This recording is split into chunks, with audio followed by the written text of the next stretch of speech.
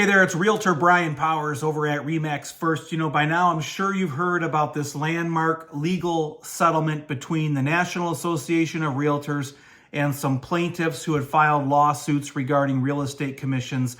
As part of that settlement, for some reason, the National Association of Realtors agreed to remove all commission information from the multiple listing service, or the MLS, meaning once these changes take effect later this year, you will no longer be able to see anything related to the commissions being paid in the MLS.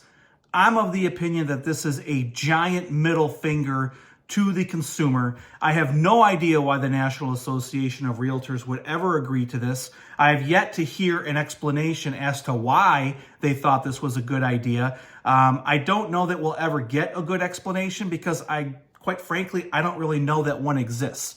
And let me explain to you why I think this is such a problem. The way the system is set up now, everything is out in the open. It's completely and 100% transparent. A home seller, before they even put their house on the market, meets with their prospective real estate agent. They have the discussion up front about commissions.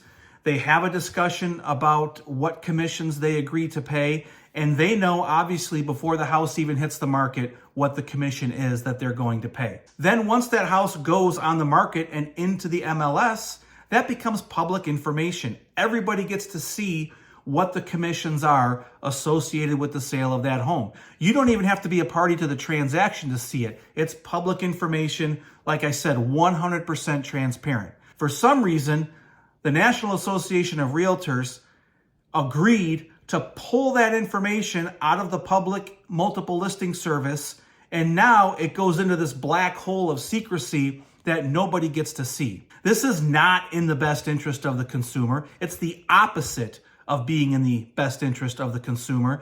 Supposedly, from what I've been told, this lawsuit was supposed to be about consumer protection and protecting home buyers and protecting home sellers. When have you ever heard of less transparency and more secrecy being good for the consumer?